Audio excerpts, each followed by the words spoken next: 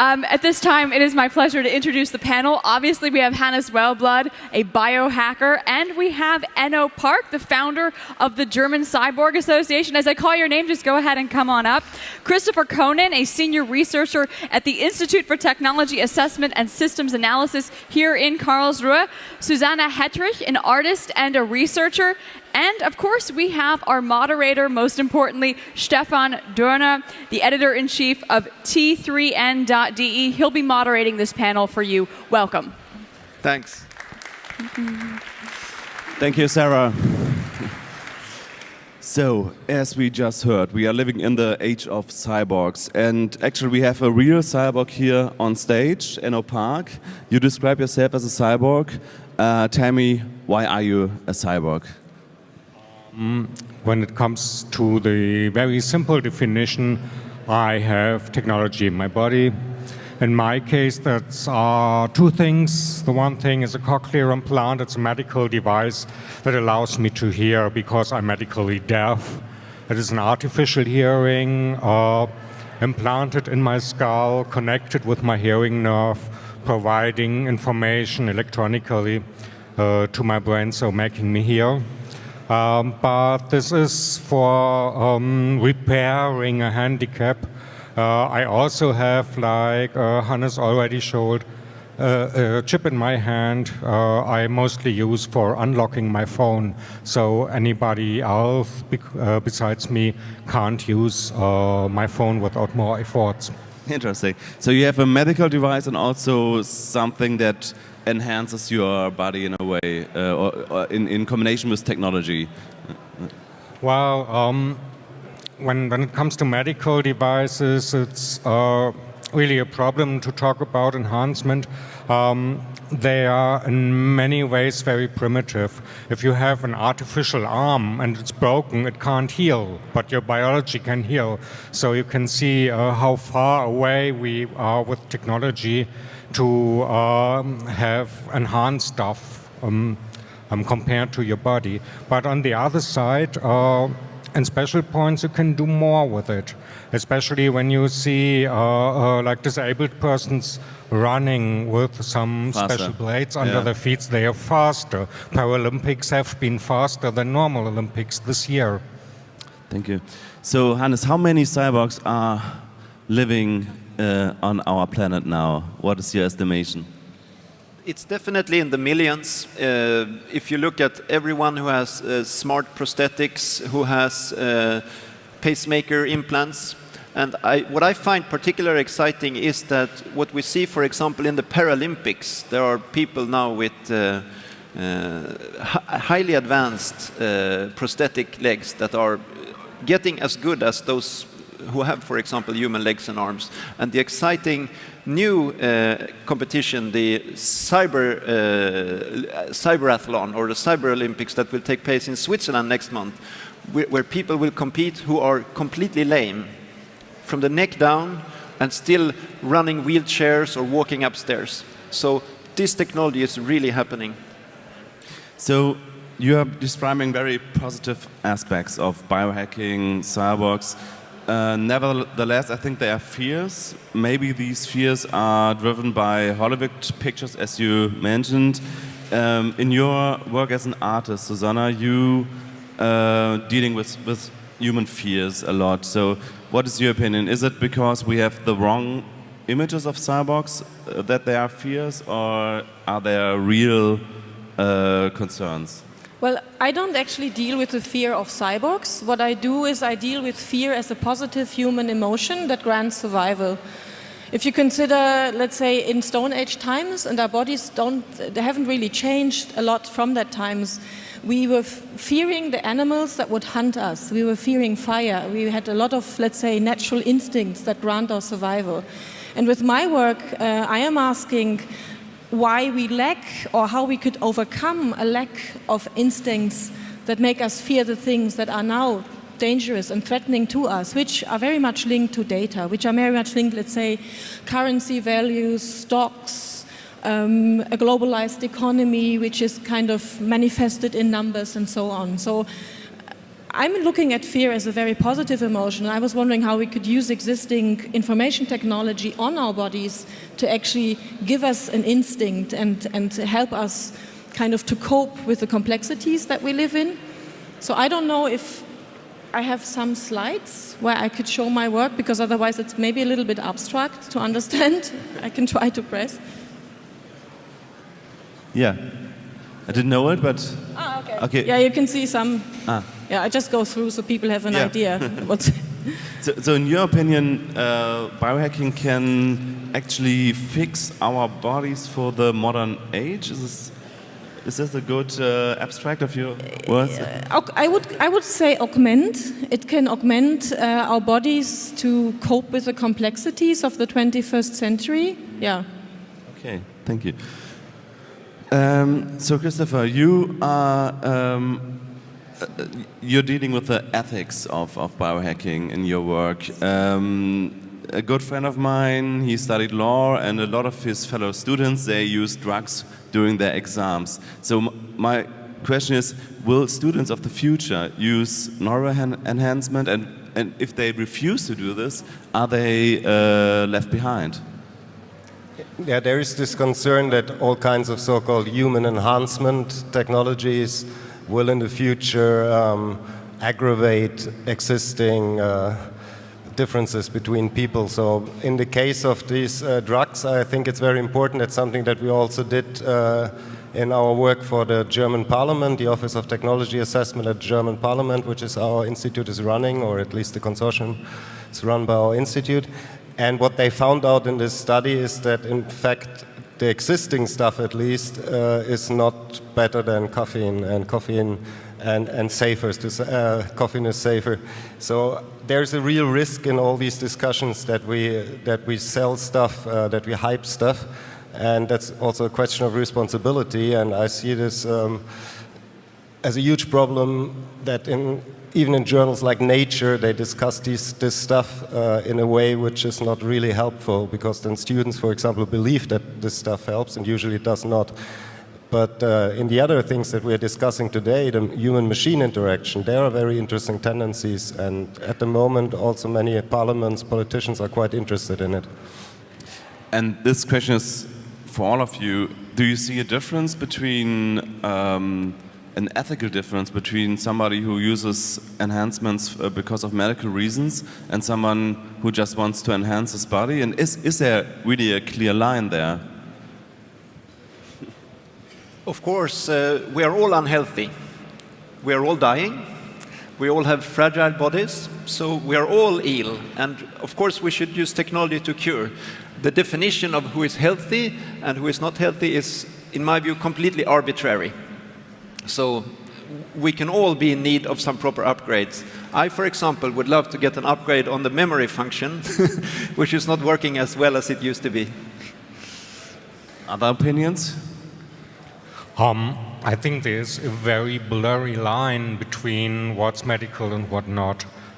When you look at handicapped people, the deaf, for example, there are a lot of people who really love to have a cochlear implant, and it helps them. But other deaf say, "Oh no, I'm complete. I don't need to be repaired." So therefore, their handicap status is quite normal, and it isn't a medical reason to them to enhance their body. So it is not really clear where to put the line there. And I think it is not about medical or non-medical, but about responsibility to you and your environment and society. So, by the way, if there are any questions or remarks from the audience, just give me a hand. It's like an open stage here. Anybody can ask questions or say something. So, are there any negative influences of this? For example, you're making, Hannes, you are making these parties where people get implants. Could there be a negative medical reaction, like it's a foreign object actually, right. and are there cases when the body repels such a foreign object? Have you ever heard of this? Absolutely. I mean, the body is a very hostile environment for electronics. The body is wet, we have an immune system that wants to kick the ass of everything that comes inside, which is good. But fortunately, chip implants is a well-tested technology. We put it in billions and billions of animals for 20 years. So we know that from a sort of medicine point of view, this is a safe technology. It's a glass case of body-compatible ceramic glass. So I'm not too worried about that dimension. Okay. But when I hear your speech, I think of you're a little bit like a preacher of a new age where we don't have to die maybe, or where we don't have any negative impacts because of illnesses. Is this going into a religious direction? Well, I don't think so. I mean, we like to think of this as science-based. Of course, in this biohacker community, we question some notions, for example, held by traditional doctors. What constitutes a healthy human? So yeah, I mean, we're questioning some things, but I'm very worried if this would turn into some kind of religion, because by definition, then it would not be open to good arguments. And I myself like to have that position that, I mean, a good argument, I'm very happy to change my view in the face of evidence, right? And I haven't yet seen a religion that does that. Enno, you are not only a cyborg yourself, you're also head of Cyborg e.V., an organization which demands cyborg rights. So tell me about this. What are cyborg rights? Well, mostly the same like human rights, but you come into special question if you use technology attached to your body or even inside your body. And there's an example, Neil Harbison built a device for hearing colors because he can't see them, but it is viewable all the time, and he got difficulties if he made a photo for his passport. And should it be allowed or not to see other devices attached to your body in such a photo could be some example of that. Interesting.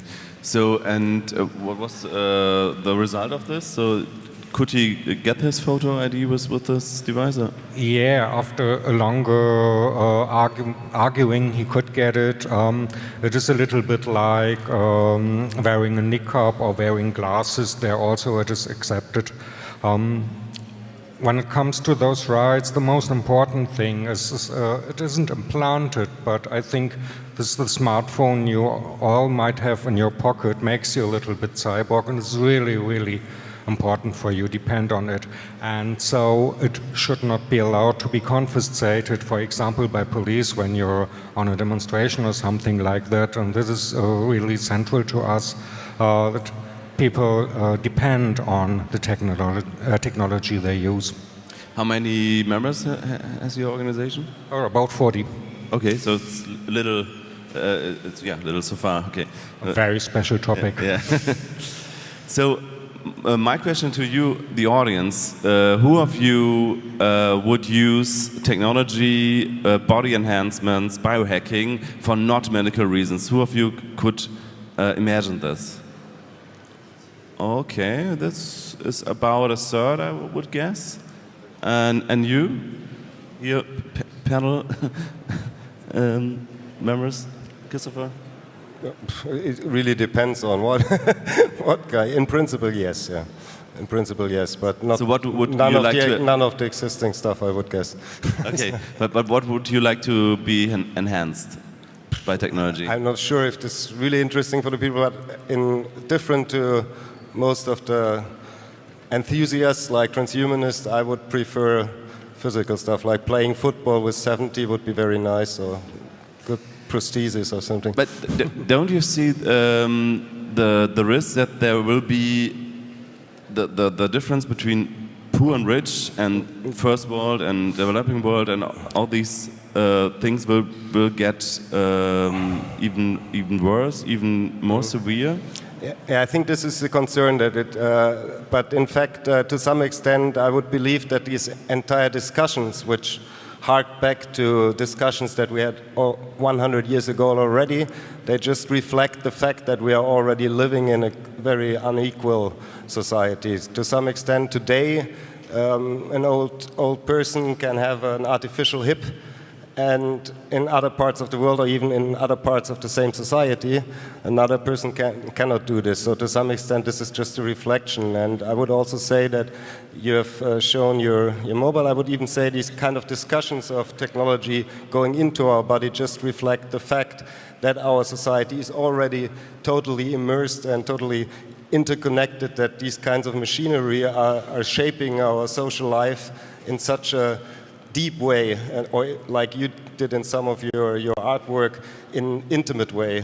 So there is an intimacy of technology and humans already, and these discussions about bringing it in the body physically are to some extent, I would say, only a way of us dealing with these tendencies.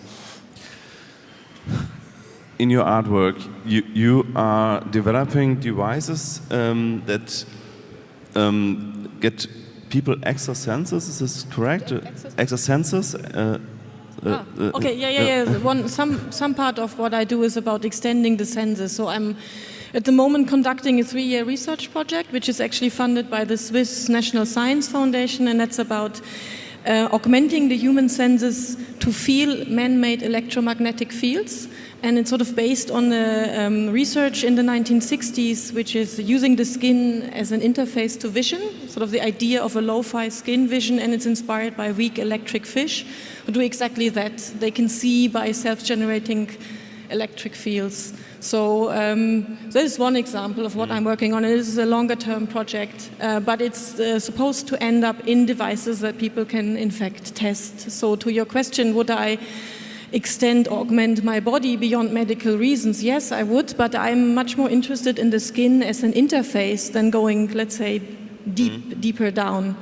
So I think there's a lot to explore by actually using the skin and all the phenomena that are associated with haptic feeling that I want to explore first before I maybe, open up to cutting myself open and putting something inside. Maybe that will never happen. We'll see. Okay.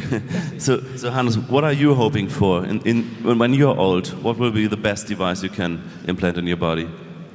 This is a super exciting conversation. I'd just like to start with making the point here of what we think is normal, because I would expect that everyone in this room has had vaccinations, right? That happens in civilized countries. We've done this for a century. We think it's an absolutely normal thing. If we invented vaccinations today, we would probably consider it a biohack or something. You make an injection that modifies your immune system. But no, we're used to it. We think it's quite normal. And the people who don't like vaccinations, we think they are completely crazy, right? So, but as for your question, what kind of upgrades would I find interesting? So, always when you begin this conversation, it starts with people want to have, I want to have eyes that can see in the dark, or I want to be able to breathe underwater. You watched some Superman movies or similar. But quite quickly, the conversation moves into what is really important. And what if we, instead of sort of enhance these sort of physical capabilities, could enhance intellectual capabilities? We see the race of artificial intelligence. It's going exponential.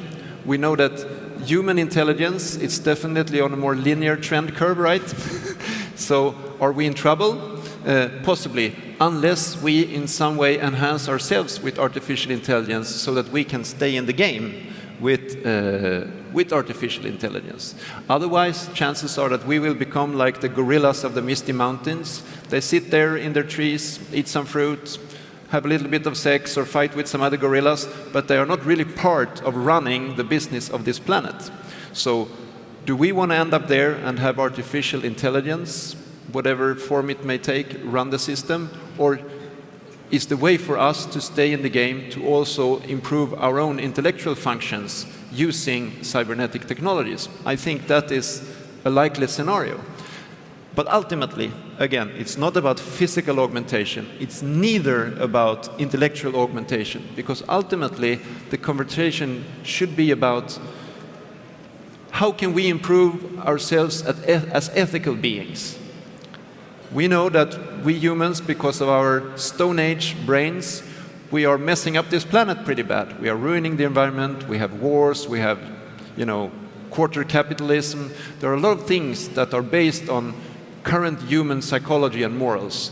And we need to change them. And maybe technology can help us be better informed or have a greater understanding of the world around us. And in this way, we can become more ethical beings, making more ethical decisions. That, for me, would be the ultimate civilizational upgrade. And some could argue that we really need it. To not kill ourselves on the planet, yeah? You have something, an answer to this? Directly to react, the question is who is, it's an old question, who is controlling the controller? So the we is a little bit difficult in a given society. For example, an authoritarian one, the question is who is going to define what is more moral or better than the other. But that's another point. I think what is a little bit problematic in these discussions is that it's too individualistic in the sense of that we are thinking of all these things like individual choices, and that's not really true because there are social pressures, etc. And all these kind of visions of cyborgs, like the cyborg was invented in space research, and it was meant to be a concept to better adapt humans to a highly complex technological system. One of the very early cyborg experiments were done in early Soviet labs in the Soviet Union. One of the earliest cyborg visions of John Desmond Burnell was done by a communist who had the idea of a kind of super system where we are just functioning elements. And so I think we should, looking at our society, should ask ourselves how these technologies in this given time of big data, of surveillance, etc., how in this structure the intrusion, so to say, of technology into our bodies will change the game to some extent. And I think Enno, for example, sometimes argues quite interestingly in this direction because on the one hand we have this diversity, etc. On the other hand, there is some kind of, so we have to think in socio-technical systems, not in individuals only. That's what I would argue. Do we need a cyborg regulation, and has it to be international? I would say like that there is I wouldn't say, for example, I see no strong ethical, different to say, or contrary to for example, germline manipulation, genetic engineering. There I would say there's a clear and very good reason to regulate or even to forbid this, because it's heritable. I see no good reason why someone, on the basis of informed consent, should not change his or her body. I see no good reason. I see a very strong point in don't do this with children. This is something in the very beginning you asked about these drug stuff, and there was in Nature an article by scientists and scholars, and they argued we send our children to good schools so we can also give them drugs, and I would say this is totally irresponsible. And there are some things like, I think when you got your implant, or these kind of implants, I think it's important how early you do this. And then there are some reasons to say, okay, there's a good reason that parents decide for a child, but usually we should not interfere in children in such a fundamental way, because I would say the rights of children are higher than parents' rights. But I don't see many more regulations which are not also covered by regulations for external devices, say safety, privacy, etc. Speaking of safety, the title of this panel is The Connected Body. Okay, yeah. Well, I think we also need to change regulations. There are lots of regulations, but they don't really fit. For example, when you have, I don't get it right now. Just go on. Okay. The title of the panel is The Connected Body, Making Humans a Part of the Internet of Things. When I think about Internet of Things, I think about security. So would you implement, for example, a device which is connected to the Internet in your body? Yeah, I would, but not now, because it isn't secure. It has to be far more secure to put some implant to the internet, especially when it's vital for you. And I really warn you to put things like pacemakers or something like that on the internet. But the other side is such a small passive device like the chip in my hand. It isn't really that connected to the internet, but it can identify me. So the question is, it is nice to be able to identify me that way, or is it some kind of surveillance when I can't be? And it is not always clear to tell what side is stronger. And you both, would you implement a device which is connected to the internet in principle? For me, at the moment, I don't see a good reason to do that, but I'm really the wrong person to ask. I don't have any piercings, I don't even have my ears pierced, I don't wear a tattoo, so I'm not a person prone to these kind of things. Other people might much more easily embrace something like that just out of curiosity, but no, for me personally, not. So there have to be a really good reason for you. I suppose so, yeah.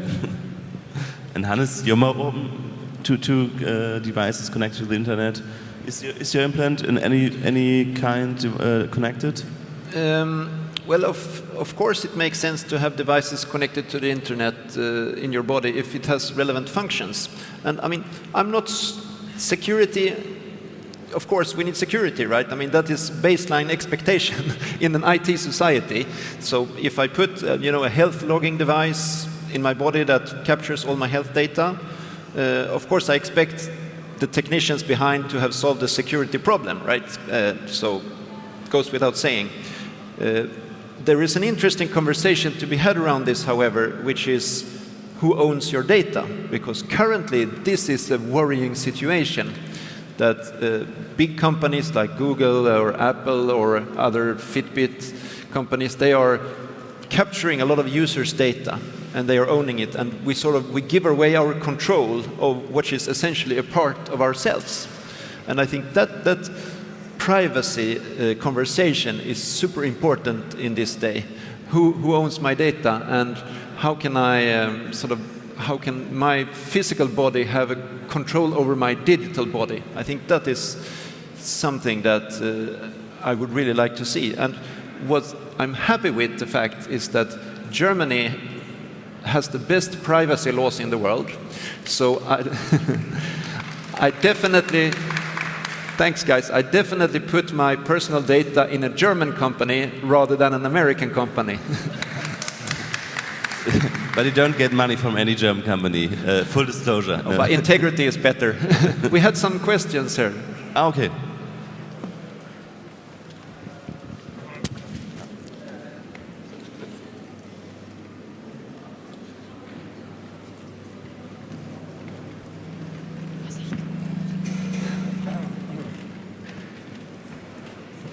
To Hannes, in your community, are there any plans to implant something in your head to interact with the brain or something? We have no plans to do brain implants in the biohacker community. I mean, the brain is such a sensitive part of the body that you definitely want the best surgeons in the world to do that, and not a bunch of dudes in a garage with kitchen knives. But there is a lot of research at, for example, Harvard, but also in universities in Sweden, of this type of technologies, of very, very tiny implants that can sit in the brain. It's a fact that more than 100,000 people today have brain implants, which is called deep brain stimulation. It's electrical stimulation for people with severe Parkinson's. So it's like a pacemaker that gives electric stimulation at the core of the brain. So it's a fact that a lot of people already have brain implants, but however, they are not augmenting intellectual functions in any way. Any other questions from the audience? So maybe one last round. What will the future look like in 20 years? What will be the device most people have implanted? Maybe a quick answer from everyone here. If you have any guess. Maybe you always can say, I have no idea, but... If I really had an idea, I wouldn't be here, but founding my startup right now. I think those cyberpunk visions like cutting off your arm and put an artificial arm on with a rocket launcher and laser weapons that even won't come in 100 years. We can't replace functioning parts of the body. We will never be able to build it better. So we will do small enhancement, and I think in small piercings there might be a bigger market when you maybe put quantified self devices in a small piece of piercing or something like that. In this direction I expect something. I cannot say certain artifacts, but at least in our so-called aging society, I would say in the times when the so-called digital natives have become old, they will probably use whatever is available then for improving their health and their functioning to some extent. Yeah, maybe there will be digital cyborg natives, people growing up in an age where it's totally normal to get implants, and then they will maybe have no problems at all with this. The time's running up. Thank you, everyone. Thank you for this really interesting discussion. And have a great Codan. Sure, we'll be around.